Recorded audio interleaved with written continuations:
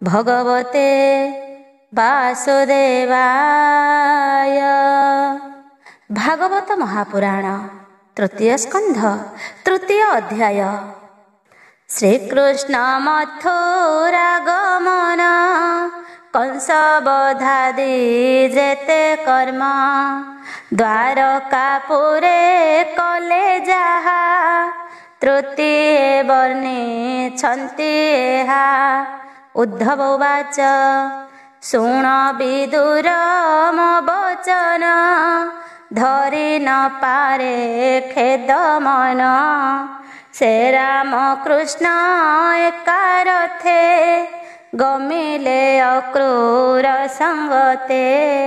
माता पिता कर कुशल पुछन्ति राम आदि मूल।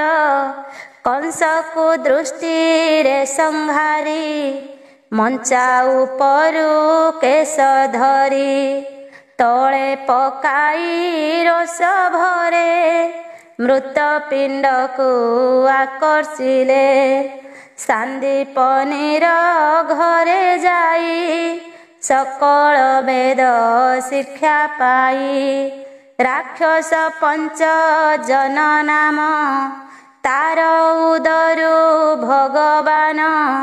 मृत पुत्र को देले आणी गुरु दक्षिणा अर्थे पुणी।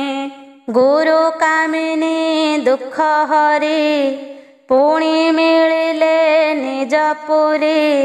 भीष्मक कन्या अर्थे हरि कुंडी नगरे विजे करी।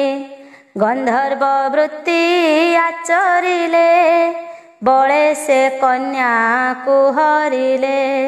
श्रोगाल मध्य सिंह जेन्हे सौभाग हरइते सने। जेन्हे सुपर्ण निज भाग अमृत हरि कला भोग। कौशलपुरे नर हरि शपथ वृक्ष बंदी करी। कन्या लभिले नंद बाल जिणी सकल शत्रु बल। स्वतंत्र प्रभु अटे जेहि ग्राम्य जनक प्राय सेहि। सत्यभामार बोले पुणी नंदन बनु चक्रपाणी।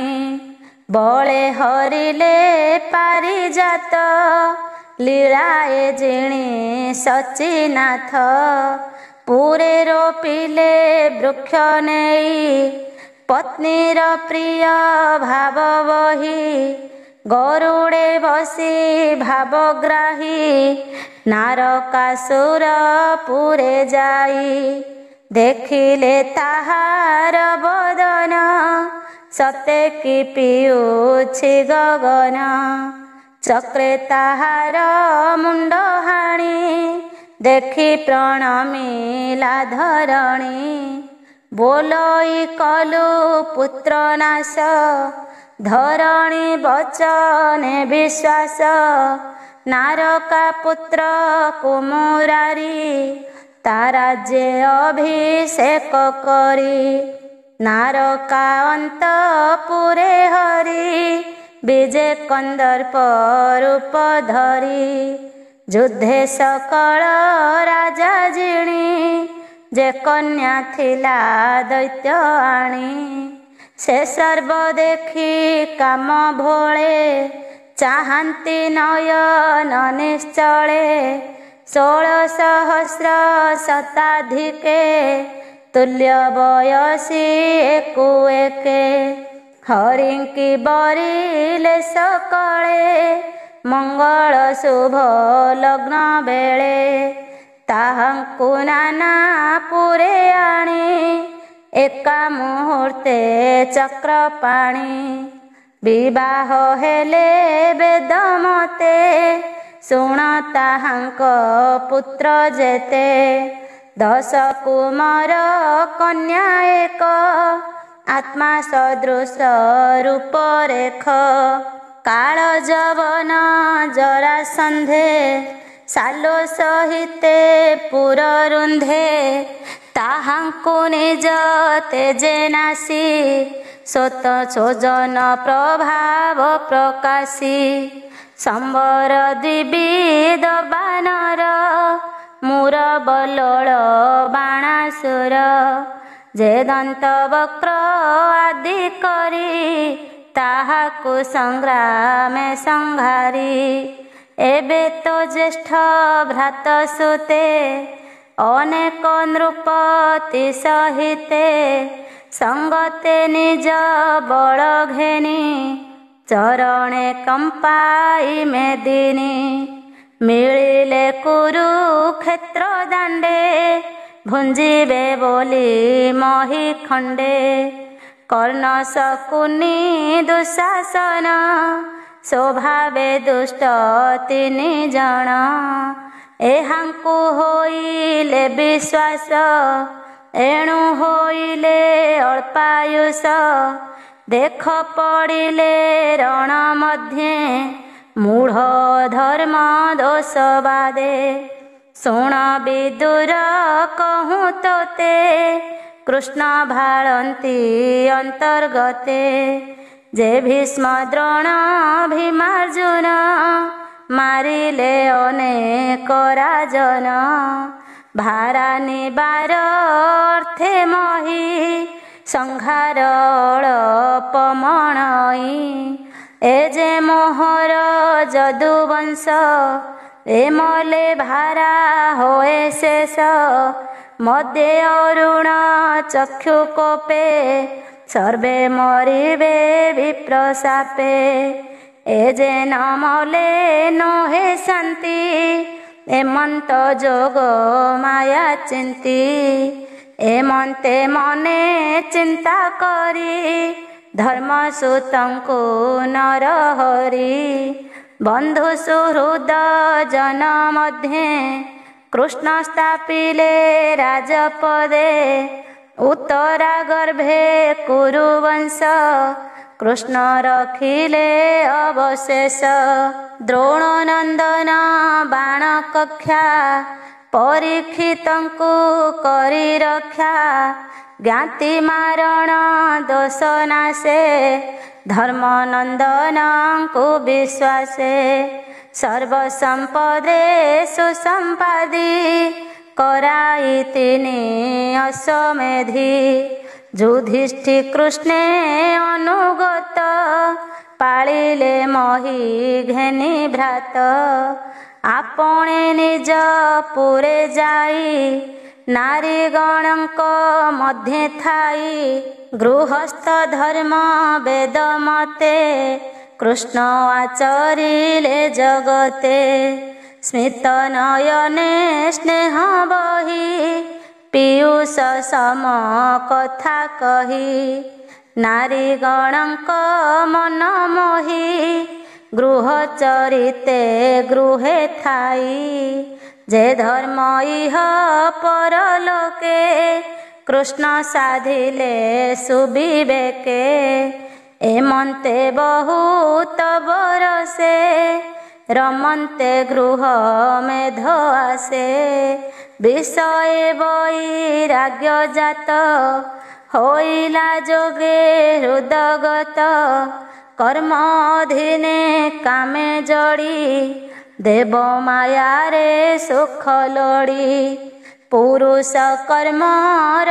ଆୟତ ଯୋଗେଶ୍ୱରଙ୍କ ଅନୁବ୍ରତ ସେ ହରି ବିଷ୍ଣୁ ମାୟା କରି ନିଜ ପୁତ୍ରଙ୍କ ମନ ହରି ସେ ପୁତ୍ରେ କ୍ରୀଡ଼ାର ସେ ଦିନେ କୋପ ସଞ୍ଚିଲେ ବିପ୍ରମନେ ହରିର ମତ ଜାଣି ଭଲେ ବ୍ରାହ୍ମଣେ ସାପ ଦେଇଗଲେ ବ୍ରାହ୍ମଣ ସାପ ପାଇ ପୁରେ ଅଦ୍ଭୁତ ଦେଖିଲେ ବିସ୍ତାରେ କୃଷ୍ଣ ବଚନେ ଶାନ୍ତି ଅର୍ଥେ ପ୍ରଭାସେ ମିଳିଲେ ସମସ୍ତେ ସେ ପୁଣ୍ୟ ଜଳେ କରି ସ୍ନାନ ପିତୃତର୍ପଣ ପିଣ୍ଡଦାନ ପୂଜିଲେ ଋଷି ଦେବଗଣେ गोदाने तोषिले ब्राह्मणे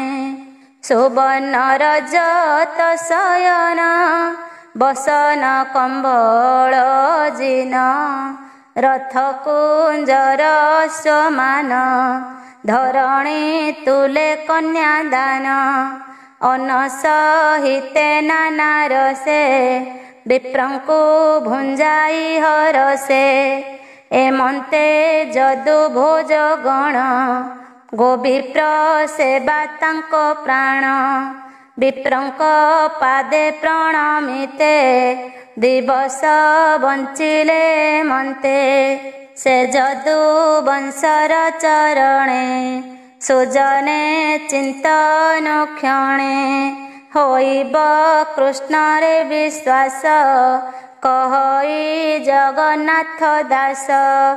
इति श्रीमद्भागवते महापुराणे पारमहंस्यां संहितायां तृतीय स्कंधे विदुरोद्धव संवादे तृतीय अध्याय। चतुर्थ अध्याय। चतुर्थे बंधुक निधन शुणी विदुर आत्मज्ञान आसे उद्धव उपदेशे चलिले मैत्रेय पासे। उद्धव उवाच उद्धव कहे अश्रुमुखे से जदु वंश रात्रि मुखे बारुणी मद्य कले पान तेणु होइले हत ज्ञान मर्म भेदन कटुबाके कंदल कले के मन हरिला मद्य दोष भोले होइले बुद्धि भ्रंश रजनी मध्ये जदु बळे कंदल युद्धे नाश गले तक्षणे आत्ममाया गति विचारी प्रभु जदुपति मिलिले सरस्वती कूले बने अस्वस्थ तरु मूले सुकूल नाश इच्छा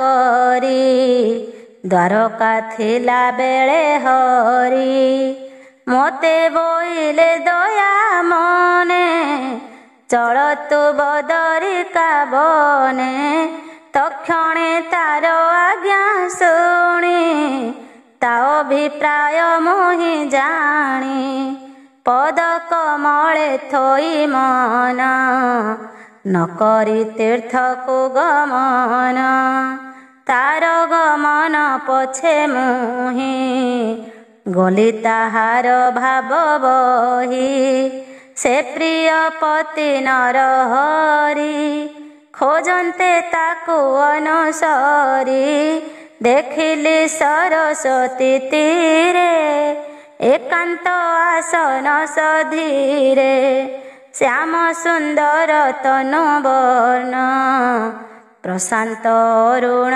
लोचन चतुर भुजे शस्त्र साजे पीतवसन कटी माझे दक्षिण पाद बाम जंघे बाळ स्वस्थ पृष्ठ भागे एबे कुरु वीर शुण मैत्रेय मिलिले से स्थान व्यास मुनिक सखा होन्ति आनंदे भुवने भ्रमन्ति तक्षणे कृष्ण पासे जाई पादे न मिले शिर देई मोहि शुणाई अनुरागे जे बोइले कृष्ण भावे।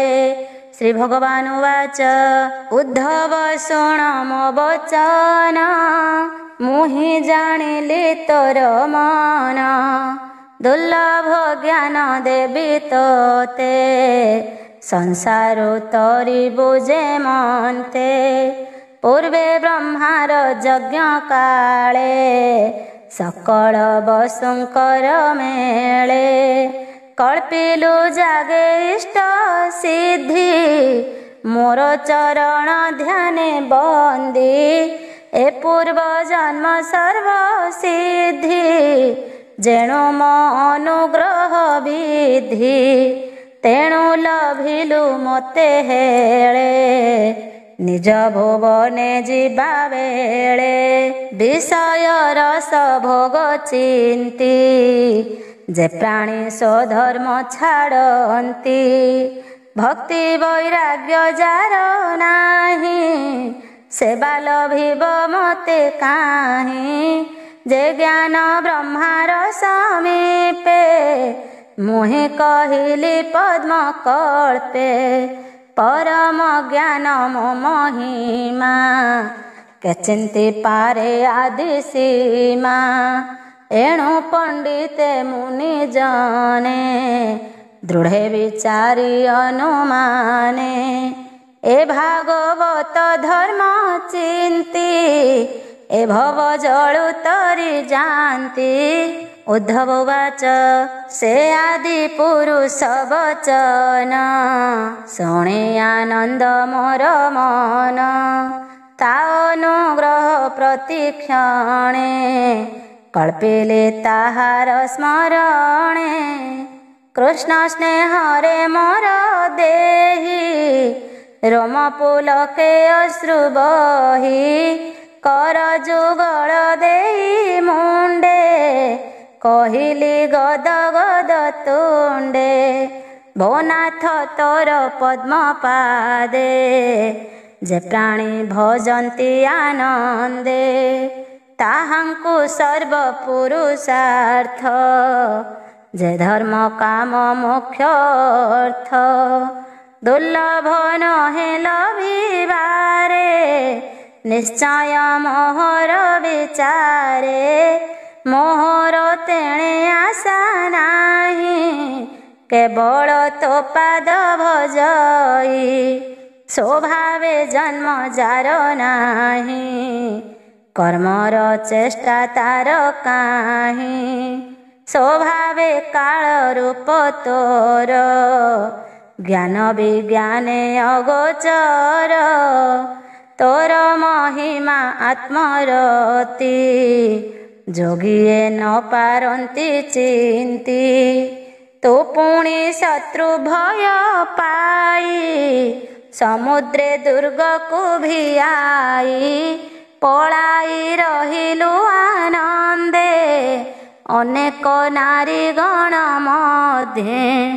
ମନ୍ତ୍ରଣା ଅର୍ଥେ ମୋତେ ରାଇ ଆଦରେ ସମୀପେ ବସାଇ। ସ୍ୱଭାବେ ଅକୁଣ୍ଠିତ ବୁଦ୍ଧି ଅଖଣ୍ଡ ଆତ୍ମଜ୍ଞାନ ନିଧି। ସଂଶୟ ବୁଦ୍ଧି ହୁଏ କ୍ଷୀଣ ଦେଖିଣ ତୋର ଆଚରଣ।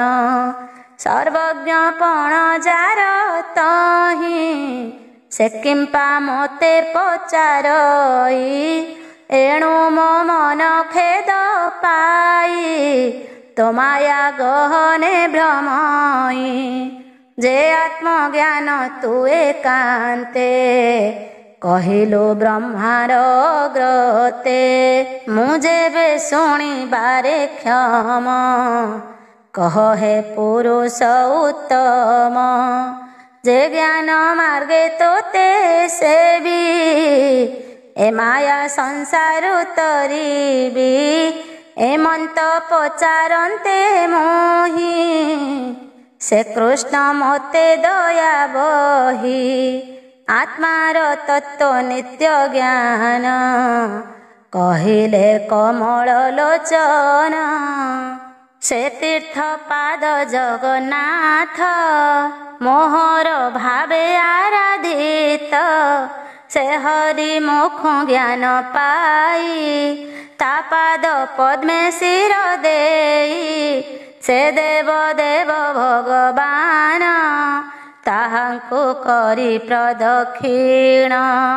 ତାର ବିରହ ଆତ୍ମା ତୁଲେ ତକ୍ଷଣେ ଅଇଲି ସ୍ଥଳେ। ତାର ବିଯୋଗେ ଆର୍ତ୍ତି ଜୁତେ ଯିବି ମୁଁ ତାର ପ୍ରିୟ ତୀର୍ଥେ। ନାମ ତା ବଦରିକାଶ୍ରମ ଜଇଁରେ ନର ନାରାୟଣ। ଏ ନର ଲୋକ ଶୁଭର୍ଥେ ତପଆରାଧି ଦୃଢ଼ ଚିତ୍ତେ ଅଛନ୍ତି ନର ନାରାୟଣ ଶୁକ ବୋଲନ୍ତି ରାୟ ଶୁଣ। ଶ୍ରୀ ଶୁକ ଉବାଚ ସୁହୃଦ ବନ୍ଧୁ ବଦ୍ଧ ବାଣୀ ଉଦ୍ଧବ ମୁଖୁ ତାହା ଶୁଣି ଦୁଃସହ ଦୁଃଖ ତା ମନର ଜ୍ଞାନେ ସଂଘରିଲା ବିଦୁର କହି ଉଦ୍ଧବ ଚଳି ଯାନ୍ତେ ବିଦୁର ପଡ଼େ ପାଦ ଗତେ ପୁଣି ବିଶ୍ୱାସ ତାଙ୍କୁ କରି ବୋଲେ ଚରଣ ଶିରେ ଧରି। ବିଦୁର ଉବାଚ ଉଦ୍ଧବ ଶୁଣ ମୋ ବଚନ ତୋର ଠାକୁର ଭଗବାନ ସେ ଜ୍ଞାନ କହିଛନ୍ତି ଯେତେ ଉଦ୍ଧବ କହ ମୋ ଗ୍ରତେ ଯେ ଜ୍ଞାନ ଧ୍ୟାନ ସୁଖ ଭୋଳେ ପଶିବି ତା ପାଦ କମଳେ। ଉଦ୍ଧବ ଉବାଚ ଶୁଣ ବିଦୁର ମୋ ବଚନ ସେ ଯୋଗେଶ୍ୱର ଭଗବାନ ଶରୀର ଛାଡ଼ିବାର କାଳେ ମୈତ୍ରେୟ ମୁନିଙ୍କି ନିଶ୍ଚଳେ ସମ୍ପୂର୍ଣ୍ଣ ଜ୍ଞାନ ତାଙ୍କୁ ଦେଲେ ନିଜ ଭୁବନେ ବିଜେ କଲେ। ତୁ ଏବେ ଚଳ ତାଙ୍କ ପାଶ ନିର୍ମଳ ଭକ୍ତି ଉପଦେଶ ସେ ତତେ ଦେବେ ଦିବ୍ୟ ଜ୍ଞାନ ଏମନ୍ତ କହିବେ ନିଜନ ପୁଲିନେ ବଞ୍ଚିଲେ ରଜନୀ ନିଶ୍ଚଳ ହରି ଭାବ ଘେନି କୃଷ୍ଣ ଚରିତ କୀର୍ତ୍ତନରେ ବନ୍ଧୁ ବିଯୋଗ ପାଶୋରିଲେ ଏମନ୍ତେ ପାହିଲା ରଜନୀ କୃଷ୍ଣ ଭକତି ଭାବ ଘେନି। ଉଦ୍ଧବ ଗଲା ତ ସମନେ ମିଳିଲା ବଦରିକା ଶ୍ରମେ ପରୀକ୍ଷ କହେ ସୁକେ ଚାହିଁ ଭାବେ ଚରଣେ ଶିର ଦେଇ। ରାଜା ପରୀକ୍ଷିତ ଉବାଚ ଭୋମୁନି ଅସମ୍ଭବ ବାଣୀ ମୁହିଁ ତୁମ୍ଭର ମୁଖ ଶୁଣି ସଂଶୟ ରହିଲା ମୋ ମନେ ପୁଛଇ ତୁମ୍ଭ ସନ୍ନିଧାନେ ବ୍ରାହ୍ମଣ ସାପେ ଯଦୁ ବଳେ ନସିଲେ ରଣେ ମଧ୍ୟ ଭୋଳେ ଯୁଥପତିଙ୍କ ମଧ୍ୟେ ମୁଖ୍ୟ ଉଦ୍ଧବ ଅଟଇ ପ୍ରତ୍ୟକ୍ଷ ଏ ବଡ଼ ସଂଶୟ ମୋ ଚିତ୍ତେ ଉଦ୍ଧବ ବଞ୍ଚିଲା କେମନ୍ତେ ଯହିଁ ଗୋବିନ୍ଦ ଦେହ ଗଲା ଏ ବାକେ ମନ୍ତେ ଉବୁରିଲା ଶୁଣି କହନ୍ତି ଶୁକ ମୁନି ଆନନ୍ଦେ ହରି ଭାବ ଘେନି। ଶ୍ରୀ ଶୁକ ଉବାଚ ବ୍ରାହ୍ମଣ ସାପ ଉପଦେଶ ନିଶ୍ଚେଦ ହିବ ଯଦୁବଂଶ ଏମନ୍ତ ଜାଣି ଭାବ ଗ୍ରାହୀ ନିକଟେ ଉଦ୍ଧବ ବସାଇ ଆତ୍ମମରଣ ପରିମାଣି ମନେ ଚିନ୍ତିଲେ ଚକ୍ର ପାଣି ଏମର ତତ୍ତ୍ୱ ଜ୍ଞାନ ଯେତେ ମୁଁ ଗଲେ ଯିବ ମୋ ସଙ୍ଗତେ ଏ ଜ୍ଞାନ ଦେଲେ ମୁଁ ଧବେ ପ୍ରାଣୀ ତରିବେ ହି ଭାବେ ଏମନ୍ତେ ମନେ ବିଚାରିଲେ ଉଦ୍ଧବେ ତତ୍ତ୍ୱ ଜ୍ଞାନ ଦେଲେ ବୋଇଲେ ସାଧ ଜ୍ଞାନ ବ୍ରହ୍ମ ଏ ଯେ ଉଦ୍ଧବ ମୋର ସମ ଏ ଜ୍ଞାନ ପ୍ରାଣୀ କି ବୋଝାଉ ଏଣୁ ଏ ନର ଲୋକେ ରହୁ ଉଦ୍ଧବ କହିବ ଯେ ମନ୍ତେ ପ୍ରାଣୀଏ ଯିବେ ସେହି ପଥେ ଏଣୁ ତ୍ରିଲୋକ ଗୁରୁ ହରି ଜ୍ଞାନେ ଉଦ୍ଧବକୁ ଧରି ତେଣୁ ଗୋବିନ୍ଦ ବୋଲେ ଗଲା ବଦ୍ରିକାଶ୍ରମେ ମିଳିଲା ସମାଧି କରି ଘୋର ବନେ ପୂଜିଲା ଗୋବିନ୍ଦ ଚରଣେ ଏମନ୍ତେ ଉଦ୍ଧବର ବାଣୀ ବିଦୁର ସାବଧାନେ ଶୁଣି କୃଷ୍ଣର ଲୀଳା ଅବତାର ଯେ ଗୁଣ ଗାଥା କର୍ମ ତାର ଶରୀର ଛାଡ଼ିଲେ ଯେ ମନ୍ତେ ଏ ସର୍ବ କଥା ସ୍ମରି ଚିତେ କୃଷ୍ଣର ସ୍ନେହ ଦେଇ ମନ ଚଳନ୍ତେ କରଇ ରୋଦନ କେତେ ହେଁ ଦିନ ବନେ ଗଲା କାଳିନ୍ଦୀ ତଟରେ ମିଳିଲା ତହୁଁ ଚଳିଲା ଗଙ୍ଗା ତୀରେ ଜହି ମୈତ୍ରେୟ ମୁନି ବରେ କହଇ ବିପ୍ର ଜଗନ୍ନାଥ ତୃତୀୟ ସ୍କନ୍ଧେ ଭାଗବତ ବିଦୁର ଉଦ୍ଧବ ସମ୍ବାଦ ଶୁଣନ୍ତେ ନ ଲାଗେ ପ୍ରମାଦ ସୁଜନେ ଏଣେ ଦିନ ବଞ୍ଚ କୃଷ୍ଣ ଭକତି ହୃଦେ ସଞ୍ଚ। ଇତି ଶ୍ରୀମଦ୍ଭାଗବତେ ମହାପୁରାଣେ ପାରମହଂସ୍ୟାଂ ସଂହିତାୟାଂ ତୃତୀୟ ସ୍କନ୍ଧେ ବିଦୁରୋଦ୍ଧବ ସମ୍ବାଦେ ଚତୁର୍ଥ ଅଧ୍ୟାୟ। ପଞ୍ଚମ ଅଧ୍ୟାୟ ମହତ ଆଦି ସୃଷ୍ଟି କଥା ଶ୍ରୀହରି ଲୀଳା ସ୍ତୁତି ଗାଥା ବିଦୁର ପ୍ରଶ୍ନେ ମୈତ୍ରେୟ କହିଲେ ପଞ୍ଚମ ଅଧ୍ୟାୟ।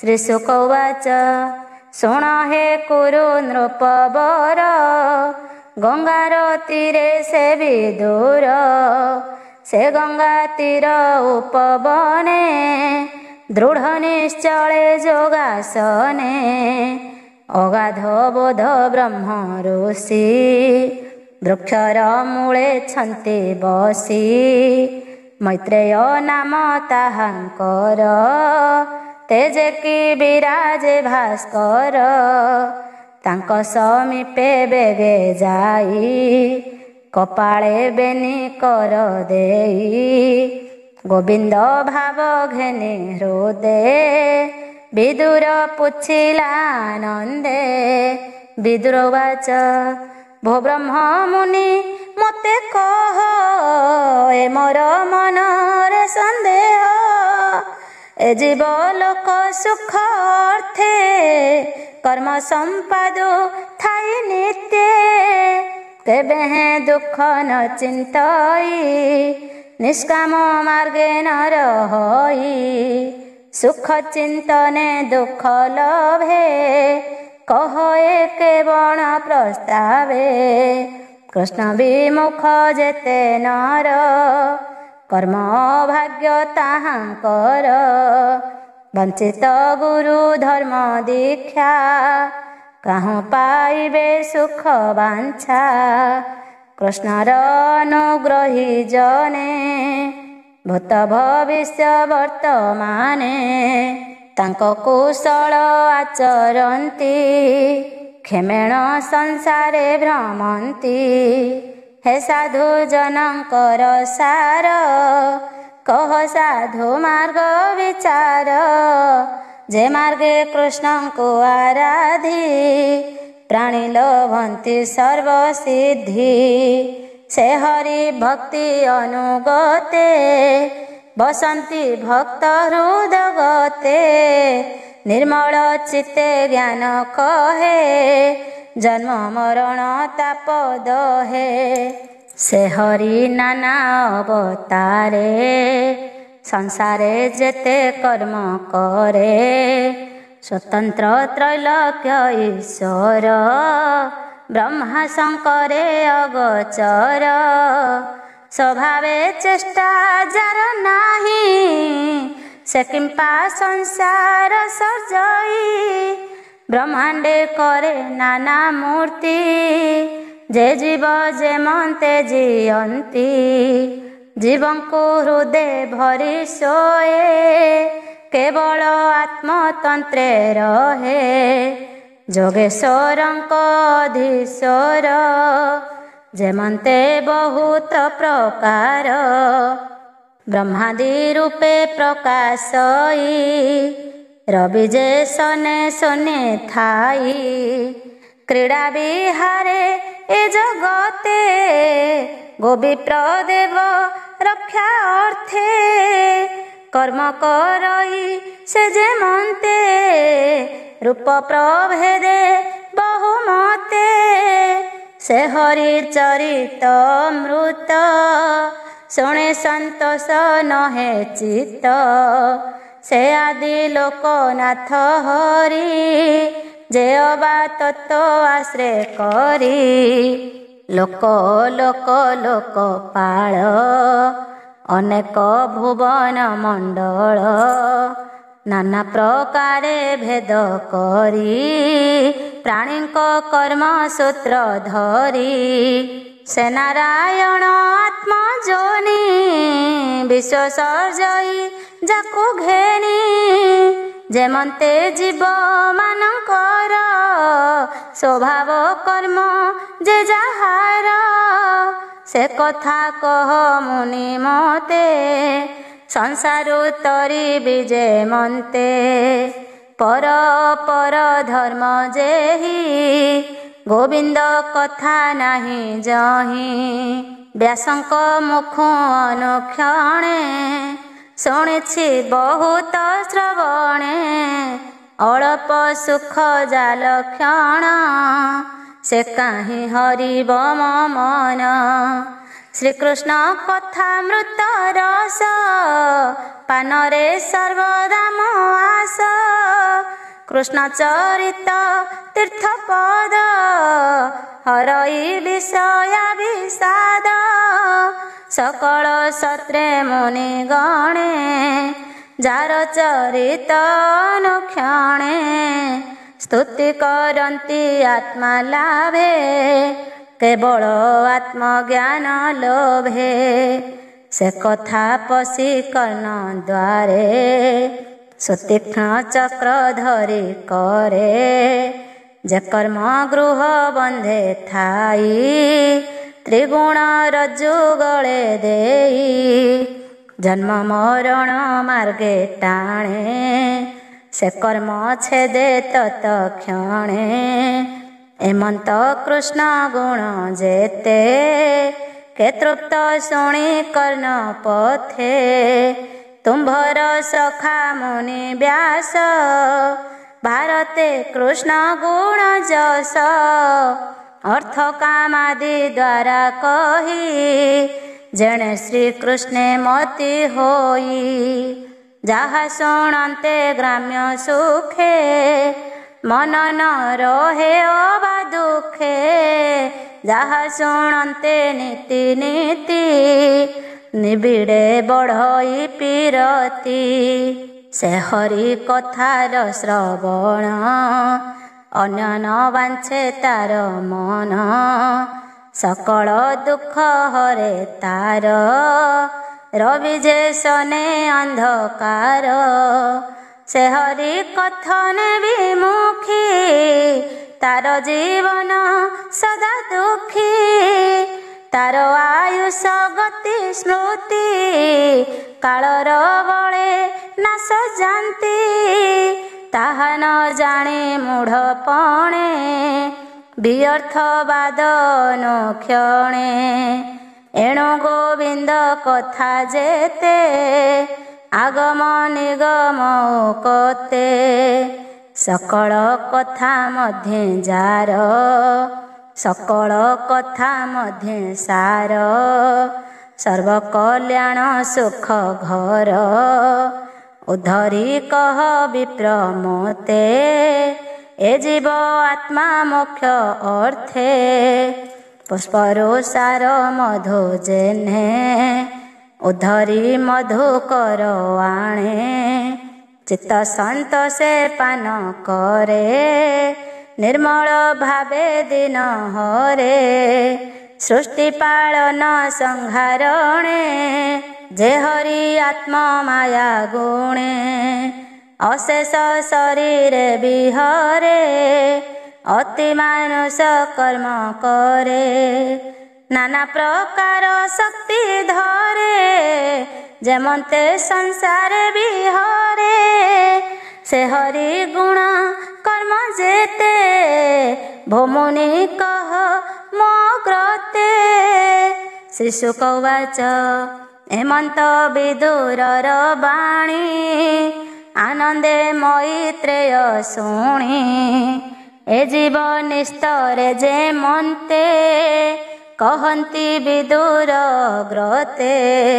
मैत्रेय उवाच विदुर साधु भो वचन जेणे धरिबे दुखी जन। जे कथा हरि परायण विस्तारी पुछु तु कारण। व्यासंक बीर्जे तु स्वभावे जन्म लभिलु हरि भावे। मांडव्य तहु साप पाई तु जम शूद्र रूप बही। व्यासक निष्ठ भ्राता क्षेत्रे जोजन गंधा अनुमते। शूद्रार गर्भे तोर जात तेणु तु व्यासंकर सूत। से विप्र साप मुख्य अर्थे हरि भजिलु अविरते। से हरि प्राण त्याग काले बने पिपल वृक्ष मूले। तोहर अर्थे मते ज्ञान कहिले देवकी नंदन। से ज्ञान तोते मु कहिबी शुणंता प्राणी निस्तारिबी। से हरि जोग माया बळे जे लीला विहार सयळे। विश्वसर्जयी पाळी हरे जे रूपे जे बा कर्म करे। नाना प्रकार लीला करे इच्छाए संसारे विहरे। सृष्टिर अग्रे भगवान आत्मा को आत्मा रूपे ज्ञान। सेतेबे एक रूपे थाए सोमायालय तार देहे। किछि न देखे एक ज्योति से पुणी आत्मा ज्ञान स्थिति। अशेष शक्ति तार देहे निद्रित प्राय सुखे रहे। से शक्ति ज्ञान बळे स्मरी तक्षणे माया रूप धरी। सत सत आत्मा तार जे भावे निर्मित संसार। से माया मध्ये काल रूपे त्रिगुण गुणमय कल्पे। पुरुष रूपे बीर्ज थोई से बीर्जे स्वयं प्रकाशई। अव्यक्त मध्य काल बळे महत उदय निश्चले। विलीन आत्मा देह गत जे बीर्जे विश्वव्यक्त। जहाँ सकल परकाशे अंधार जेन्हे रवि त्रासे। से अंश गुण काल बसे आत्मारु संसार प्रकाशे। आत्मारु आत्मा गुण बळे लहरी जेन्हे सिंधु काले। से पुणी ईश्वरर इच्छा जहाँ पूजे सृष्टि दीक्षा। तार विकारु अहंकार तक्षणे होइला बाहार। कार्य कारण कर्ता देह भूत इंद्रिय मनमय। वैकार राज सतामस ए तीन रूपे ता प्रकाश। से पुणी विकारर बळे जल बुद्बुद जेन्हे जळे। मन उपजिला तक्षण इंद्रिय देवताए पुण। तैजस हेले इंद्र गणे जे ज्ञान कर म कारणे। तमु पूजिला शब्द ସ୍ପରଶ ରୂପ ରସଗନ୍ଧ ଏ ପଞ୍ଚ ସୂକ୍ଷ୍ମ ଗୁଣେ ମିଶି ସବଦୁ ଗଗନ ପ୍ରକାଶୀ ସେ କାଳ ମାୟା ଅଂଶ ଯୋଗେ ବିଷ୍ଣୁର ଦୃଷ୍ଟିର ସଂଯୋଗେ ତହୁଁ ସ୍ପରଶ ଗୁଣ ହୋଇ ସ୍ପର୍ଶୁ ପବନ ପ୍ରକାଶଇ ତାହାର ତହିଁ ବେନି ଗୁଣ ଶବଦ ସ୍ପର ସଲକ୍ଷଣ ସେ ପୁଣି କାଳେ ବିକାରିତ ଜ୍ୟୋତି ତାହାର ତହୁଁ ଜାତ ସେ ଜ୍ୟୋତି ମଧ୍ୟେ ରୂପ ଥୋଇ ଶବ୍ଦ ସ୍ପରଶ ରୂପମୟୀ ଜ୍ୟୋତି ବିକାରେ ରସୁଆପ ଶବ୍ଦ ସ୍ପରଶ ରସ ରୂପ ଏ ଚାରି ଗୁଣ ଜଳେ ଥୋଇ ଭୂମି ଉପୁଜେ ଗନ୍ଧଲଇ ଏମନ୍ତେ ସୃଷ୍ଟିର ସଂଚାର ମହତ ଆଦି ତତ୍ତ୍ୱଙ୍କର ଅଧିଦେବତା ଅଧିକାର ଯେ ଅଂଶ ଅଟନ୍ତି ବିଷ୍ଣୁର ସେ ତତ୍ତ୍ୱମାନଙ୍କ ଈଶ୍ୱର ଚେତନା ବିକ୍ଷେପ ବିକାର ଏ ତିନି ଗୁଣଙ୍କୁ ସେ ଧରି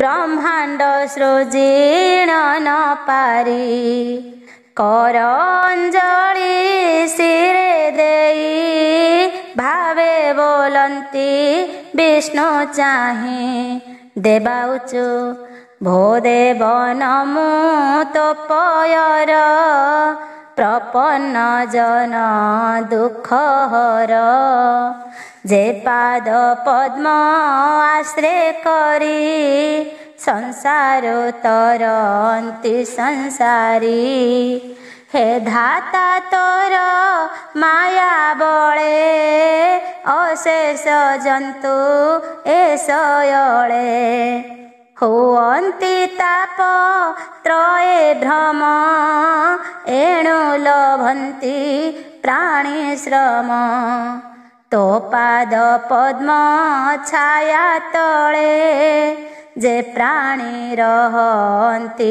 ନିଶ୍ଚଳେ ସେ ସଂସାରୁ ତରି ଯାନ୍ତି କେବେ ହେ ଭ୍ରମେ ନ ପଡ଼ନ୍ତି ଏଣୁ ତୋ ପାଦ ସେବା ଅର୍ଥେ ଆମ୍ଭେ ରହିବୁ ଏ ଜଗତେ ତୋ ମୁଖ ପଦ୍ମ ନାଡ଼ ପ୍ରାୟ ଯେ ବେଦ ପକ୍ଷୀଙ୍କ ଆଶ୍ରୟ ଏ ବେଦ ଚିନ୍ତି ମୁନି ଜନେ ଆଶ୍ରୟ କରନ୍ତି ଯେ ଚରଣେ ସେ ପାଦ ଛୁଇଁ ତୀର୍ଥବର ଗଙ୍ଗା ଯେ ଶୋଭାବେ ନିର୍ମଳ ସମ୍ପୂର୍ଣ୍ଣ ଅଘମରଷଣ ସେ ପାଦେ ପଶିଲୁ ଶରଣ ଏଣୁ ଯେ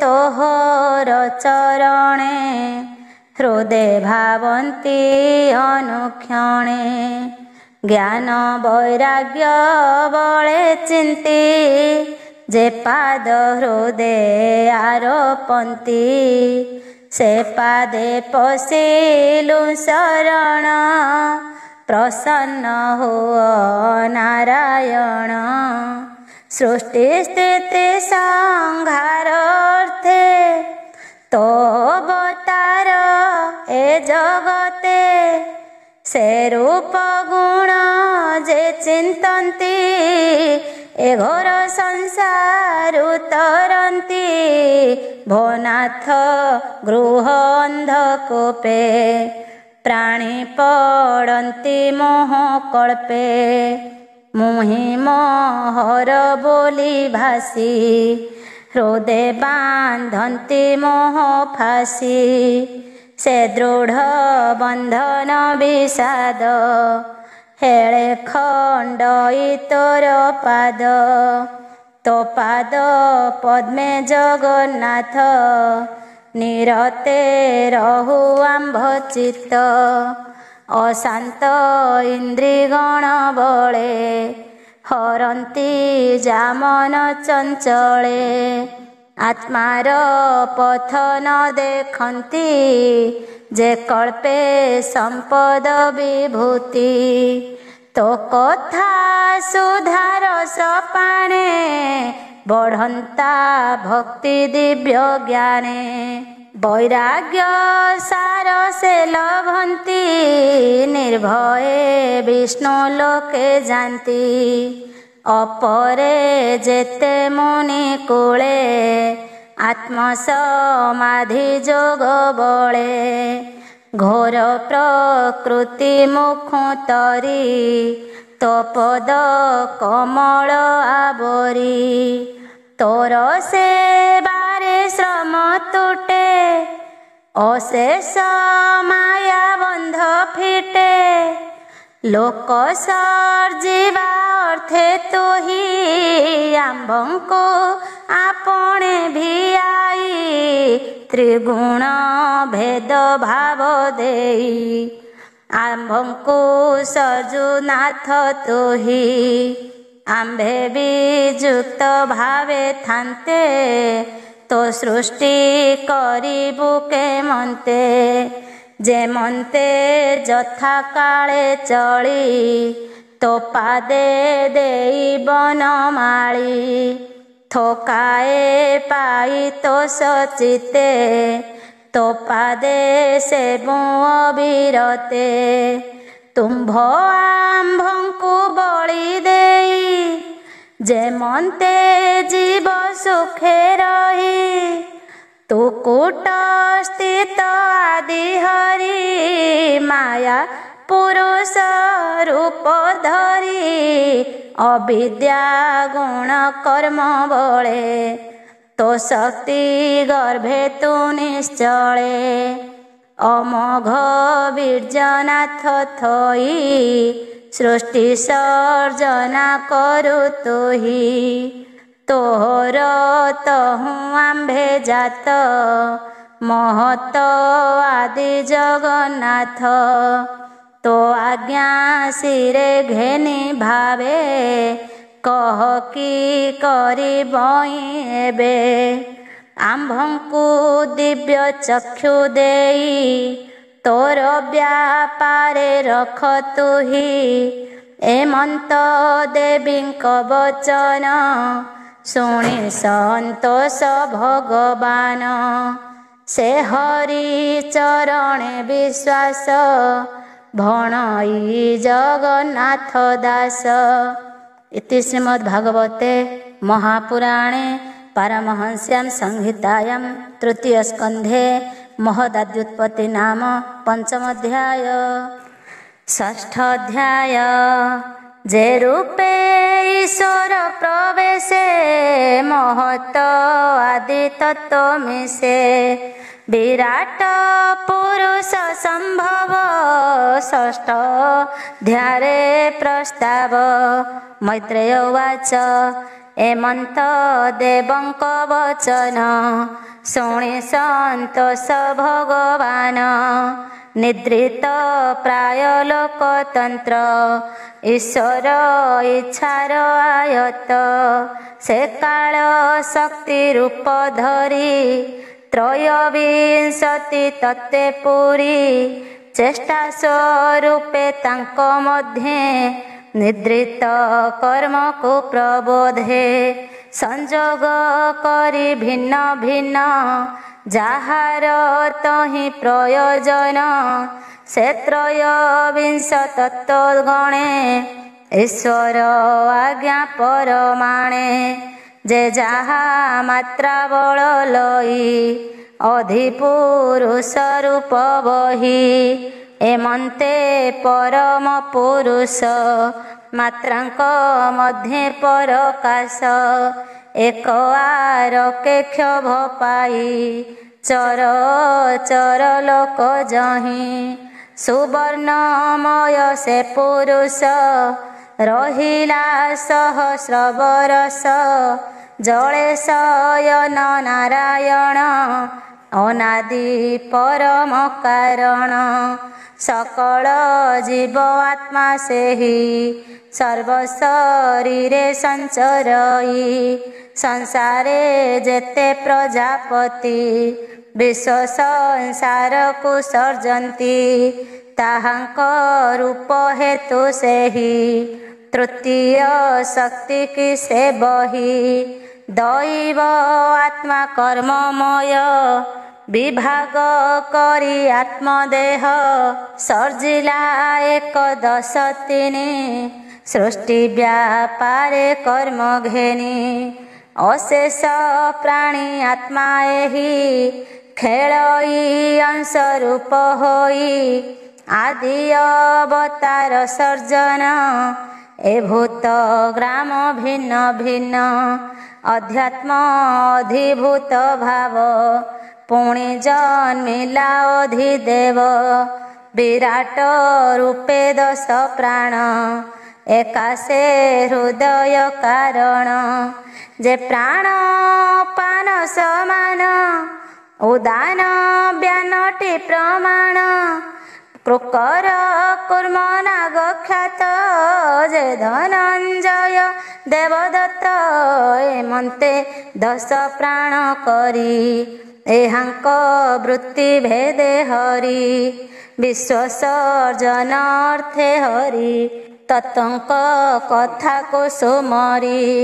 प्रजापतिंक जन्म जानी विराज देहे चक्र पाणी तक्षणे पशि निज तेजे जे बाजे प्रयोजन कार्ये स्थान भी आई देवर्थे शुणतु स्थापिले जे मन्ते विराज मुंडे तुंड करी वचन अर्थे अधिकारी अग्नि स्थापिले शब्द अर्थे एबे तू शुण एक चित्ते से मुख मध्य ताकु भेदी से मुख मध्य ताळु भेदी वरुण रसना संपादी जिह्वा वरिषड रसे थापिले आस्वादन बसे तुंड उपरे नासा द्वारे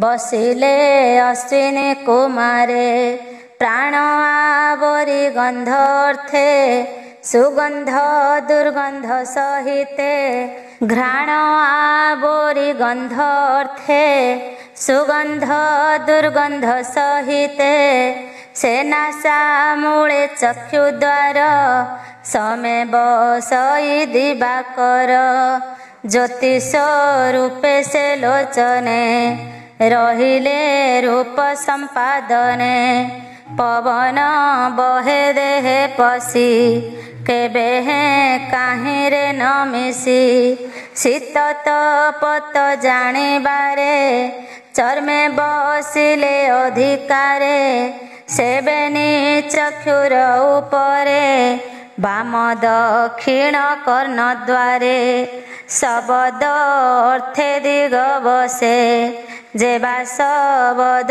जेणे भासे तोक जे चर्म भिन्न हेला औषधि लोमे जे बसिला सेहि लोमरु कंडु आदि हुई स्पर्श सुखादि मेढ आवरी लिंग वृत्ति तही बसिले प्रजापति शुक्रे तस अनुबंधे मैथुन स्पर्श आनंदे संतति उपजिबा अर्थे लिंगे रहिले दृढ़ चित्ते ताओधे अष्टमंगुळे जे मळ द्वार पायु मूळे मित्र बसिला ताबरी मृत्यु देवता संगे करी मळ उत्सर्ग दृढ़ बंधे व्यापार आवरी आनंदे हृदय उपरे निज तेजे वृत्ति व्यापार कर्म अर्थे जीवर जीविका जे मन्ते कटी संधान पाद करी तहि बसिले नर हरि ए पिंड चलिब जे मन्ते गमन प्राप्य स्थान अर्थे बागीश बसे बुद्धि मध्य जेणु जीवर बोध भेद हृदय भेदे निशा कर जे मन व्यापार गोचर चंद्रमा तहि दृढ़ मते आवरी रहिला निश्चिंते आत्मा रे बसे अभिमान जेणु कर्तव्य बहे ज्ञान चित्त को भेदी स्रष्टा बसे जेणे से विज्ञान प्रकाशे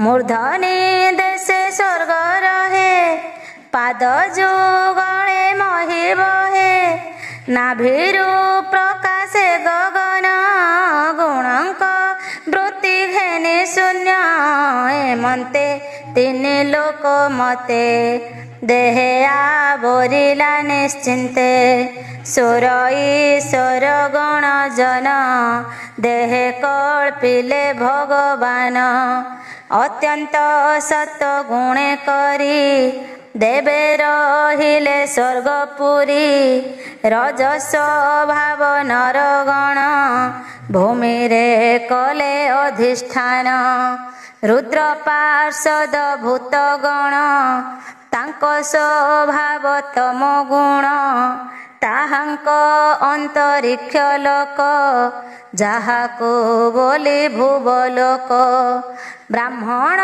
जन्मिला मुखरु जे चारि वर्णंकर गुरु विराज तेज गुणे हरि भुजु क्षत्रिय जन्म करी वैश्य जन्मिले जान जोगे जीवर जीविका स्वभावे एतिनि वन सेवा अर्थे शूद्र जन्मिला पादगते जाहार सेवा वृत्ति फले हरि संतोष एसयले ए चारि वर्ण ए जगते स्वभाव धर्म अनुमते जगत गुरु हरिपादे भजिबे जुग अनुवादे